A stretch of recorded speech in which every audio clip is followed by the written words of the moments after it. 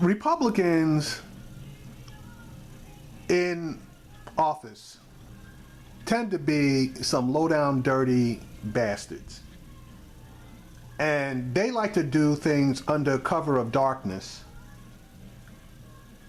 In this particular case, the state of North Carolina, the governor and the legislature tried to, well, they didn't try, they succeeded in ramming through an anti-LGBT law regarding bathrooms, blah, blah, blah, blah, blah.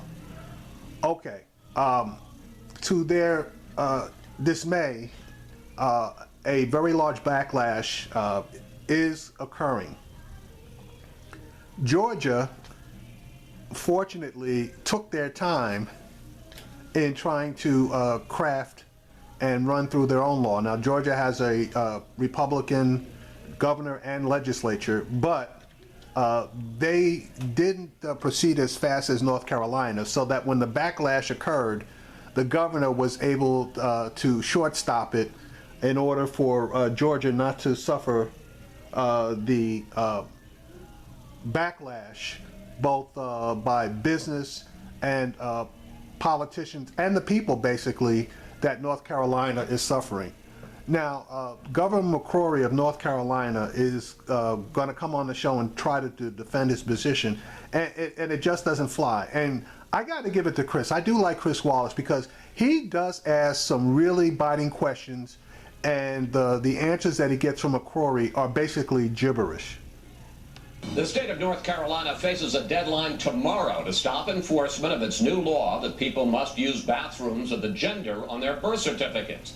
The Justice Department says that law violates the Federal Civil Rights Act and is threatening to cut off billions of dollars in federal funds if the state refuses to comply. Joining me now is North Carolina Governor Pat McCrory. And Governor, welcome to Fox News Sunday. Thanks for having me, Chris. I appreciate it. All right, well, let's start with this deadline that you face tomorrow to suspend implementation of the so-called bathroom law or to face the potential loss of billions of dollars in state funding. Governor, what are you going to do? Well, first of all, the bathroom law, as it said, only applies to government buildings, our schools, and our universities, and highway rest stops. It doesn't apply to anyone in the private sector. In fact, our ruling says that the government shouldn't make bathroom laws for anyone in the private sector. That's up to the private sector. What I've asked for, I asked for Friday, was an extension. They gave the 9th largest state in the United States, the Civil Rights Division of the Justice Department, 3 working days to respond to a pretty complex letter and to a pretty big threat. Well, we don't think 3 working days is enough to respond to such a threat from a... Did they respond to your request for an extension? Yes, they said no, unless we will give you a 1-week extension if the governor admits publicly that the ruling, that their language regarding bathrooms does in fact discriminate. Well, I'm not going to publicly announce that something discriminates, which is agreeing with their letter, because we're really talking about a letter in which they're trying to define gender identity, and there is no clear identification or a definition of gender identity. It's the federal government being a bully. It's making law. It's by their interpretation. See, okay, that's the first bad point. He just basically said there's no clear definition on gender identity, but at the same time, he's trying to make the definition of gender identity the sex that appears on your birth certificate. So, on one hand, he's saying there's no clear definition, but on the other hand, he's saying there is. Can't have it both ways. You asked for an extension of a week. They said no. I've got a copy of the letter too, and they say you've got to make a decision on whether or not you're going to step away from House Bill 2, this law, by the close of business tomorrow. So what are you going to do? Well, first of all, I don't have the authority to change the law as governor of the United States. That's passed by the or as governor of North Carolina. That is made by the North Carolina Legislature. So they've already made one unrealistic expectation. And that's not unrealistic. All you do is call it, if the legislature is not in session, you call it into session and vote for a temporary stay on executing the law, and then go from there. So that's number 2. So he's full of crap. Second, they've also sent a letter to our universities, and our university by state law has to go to the Board of Governors, which cannot meet till Tuesday. Okay, wrong. Again, you call an emergency session for the board. You could have called it today, okay, because this is obviously an emergency, and done something there. So that's 3 bad calls. So this unrealistic deadline by the federal government is quite amazing to the 9th largest state, but I'll make a decision within the next 24 hours on how to respond to them. I believe I have until 5 o'clock tomorrow. And how are you going to decide? I'm discussing all of our legal options, all of our political options, because frankly, there are 2 ways the federal government can determine this. One is a bathroom policy determined by the Congress and signed by the president, or a dictate from a regulatory agency in the United States federal government. And that's the way it is right now. I'm trying, obviously I'm doing my job, I'm trying to pin you down. Are you willing to rule out at this point that you will disavow, and however you phrase it, in effect say, I'm walking away from this law? I'm looking at all my options, and one thing the nation has to realize, this is no longer just a North Carolina issue.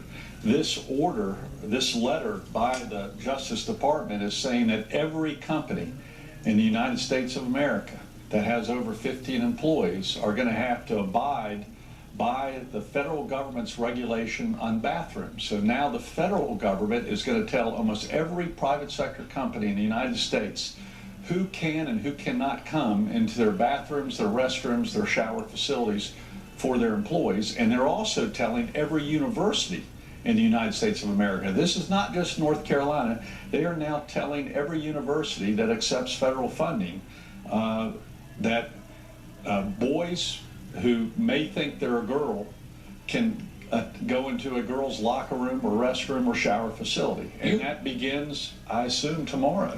Why do they always throw the shower facilities and the locker rooms into this when clearly this is an issue for restrooms? I always wondered that. It doesn't make sense. But anyway, Chris is going to ask him a specific question, and he's going to, I'm not going to say backtrack, but he can't answer it because there is no answer. You call this a case of Washington overreach, and I want to explore that with you. Yes. Would it be overreach for the Justice Department to send you a letter like this to say you cannot have bathrooms in the state capitol, one for white and one for black? I don't think there's any correlation between the two, and I think But would you agree that that is within the federal government's purview? Absolutely, but we can definitely define the race of people. It's very hard to define. No, not always. You have some black people that can pass for white, so that's number 4. You can't always say that. Transgender or gender identity. But the point is, the reason I ask is Right. that the Justice Department says that just like whites and blacks, that transgender people are a protected class. Right, and that's a legal right. Meaning a protected class under the 1964 Civil Rights That's Law. what they say, but that's not what the federal law says. The federal law uses the term sex, and Congress does not define sex as including gender identity or other terms that the Justice Department is currently using. So right now, the Justice Department is making law for the federal government as opposed to It sounds like enforcing basically law. you're going to challenge this in court. We're looking at all our options right now, but we also want to get feedback from the business community throughout the nation that's going to be impacted by this and all. You've already gotten feedback. There are a ton of companies, of which Chris is going to mention a few of them, but there are a ton of companies that have told you guys that they're either not going to come into your state, i.e. that the film industry. There are the NBA has already told you that if you don't do something with this law, that you're going to lose the All-Star game in Charlotte. And then you have the banking industry and the financial industry that's basically saying they're not going to go ahead with expansion plans, which I guess Chris is going to go through this in a moment. Universities throughout the nation that are impacted by this, but we're literally talking about billions of dollars. Now, if it is challenged, I assume there's no way, I'm not going to risk any money for the state of North Carolina. And now even the DOT, the National, DOT, Department of Transportation here in Washington, is doing press releases saying they're examining whether they can take away North Carolina's money for roads and other transportation needs. So translation is, you are risking North Carolina money, because if the DOT doesn't give you transportation funds, and the University of North Carolina does not get the educational funds because of this law, you have just screwed your own state. The issue in a second, but how many cases have you had in North Carolina in the last year where people have been convicted of using transgender protections to commit crimes in bathrooms? This wasn't a problem. That's the point I'm making. This is the Democratic Party and the left wing of the Democratic Party. But have there been any cases of this? Not that I'm aware of. Have there been any cases in the last 5 years? Why did the Democratic... See, now he's trying to bounce back. They made a law for something that doesn't exist. And now he's trying to bounce back and throw it off on the Democrats. The Democrats basically, in Charlotte, basically created an anti-discrimination law so that stuff wouldn't happen. You guys are making a law, basically for the same reason, but you're doing it in a discriminatory manner. You can't have it both ways. Party in Houston, Texas. But I guess the question is, forgive me if I may, sir, no. Why not just then let it go? If there's not a case of transgender people going in and molesting little girls. I haven't used that at all. This is an issue of expectation. Well, you did say a boy who thinks he's a girl going into a girl's bathroom. And that's where there's an expectation of privacy.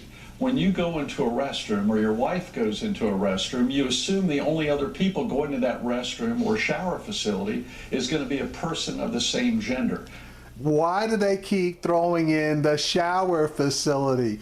That's a bunch of bullshit. No, we're not talking about people going into a shower facility. They're talking about using a restroom. Then they're always throwing in shower facility and girls' locker rooms. No, false narrative. That's been an expectation of privacy that all of us have had. But if there's for no years. problem, then why pass the law in the first place? There can be a problem because So they're trying to make a law because there can be a problem, not because there is a problem. That's the same thing, bullshit that they're pulling with all these phony voter restriction laws, where there is like almost zero instances of voter fraud, but they make all of these draconian voter restriction laws because, quote unquote, one person in a million did something, and they can't even come up with numbers of convictions for voter fraud. If it was that much of a problem, they definitely would have taken whoever tried to perpetrate the fraud to court and got a conviction against them. The Republicans are full of shit. Liberal Democrats are the ones pushing for bathroom laws, and now President Obama and one of my successors as mayor of Charlotte wants government to have bathroom rules. I'm not interested in that. We did not start this on the right. Who started it was the political left in Houston, Texas, then Charlotte, North Carolina, and now, frankly, in Washington, D.C. Let's talk about the issue of money, because North Carolina's Attorney General, Roy Cooper, who coincidentally is running against you for governor in your re-election fight this year, says you made a big mistake signing this law. Here he is. Not only is this new law a national embarrassment, it will set North Carolina's economy back if we don't repeal it. Now, you're campaigning against Cooper for re-election in large part on what you call the Carolina comeback, which is the fact that there has been dramatic economic growth in Carolina for over the last few years. But let's take a look at the fallout from this law. PayPal canceled a 400-job operations center. This is since the law was passed and you signed it in March. Deutsche Bank shelved plans for facilities that would have employed 250 people. One study found the law has cost North Carolina $77 million and 1,750 jobs. Governor, you say you're not going to risk money. All this has happened just since March. Well, let me first say North Carolina's had the greatest economic recovery in the United States of America, more than any other state. But this isn't good. But since I've been governor, let me finish the sentence, Chris. And then second, I need to say PayPal, for example, is kind of selective hypocrisy and selective outrage. This is the same PayPal company that did business in Sudan, did business in Iran, does business in Saudi Arabia, and they're lecturing North Carolina because the majority of North Carolinians, I believe, think a man who's a man ought to use the restroom that is on the door. You can't say that. The only way you could say that is if you had a referendum on the ballot for people to vote one way or the other. You guys have basically decided that you're going to be holier than thou and speak for people who you haven't even polled regarding the issue. And as far as holier than thou PayPal, what do 250 jobs in North Carolina that are going to benefit their citizens have to do with what they're quote unquote supposedly doing in other countries? The people that are going to benefit from those jobs are people that live in North Carolina, and they could give a damn pretty much about what PayPal is doing as far as its dealings in other countries. They're just concerned about getting a paycheck or a potential paycheck that you just took away from them. And notice he didn't say anything about Deutsche Bank. And the same thing applies to women. And this is especially true in our schools, in our junior highs and our high schools. This is a basic change of norms that we've used for decades throughout the United States of America, and the Obama administration is now trying to change that norm, again, not just in North Carolina, but they're ordering this to every company in the United States of America starting tomorrow, I assume, or Tuesday, and also making this an order for every university. So basically what you're saying is the Jim Crow laws in the South were norms, and when the federal government stepped in and basically outlawed them or invalidated them, that the federal government was basically out of line. Doesn't wash. You know, change is change, and you know, change for the sake of change may not always be good, but you can't say that things should always continue the way they are, because conditions do change. The United States of America. Governor McCrory, thank you. Thanks for flying here today and talking with us. And of course, we will be looking forward to finding out what you decide and what you say by the close of business tomorrow. Thank you, the federal deadline. Thank you, sir. McCrory just double talked. I can't. If he tries to go up against the federal government, and the government starts withholding funds, and they seek to take this to court, basically the federal government can argue, you know, obviously for a trial, but the federal government will probably say that they are going to withhold the funds because they can always issue the funds later. But if they don't withhold the funds and send the money to North Carolina and the court finds in favor of the government, they're going to have a hell of a time getting the money back. So they probably are going to be able to withhold all the federal monies going into North Carolina, and North Carolina obviously is going to try to seek a speedy process here. And if I were the federal government, I would slow them down as much as possible, you know, win or lose.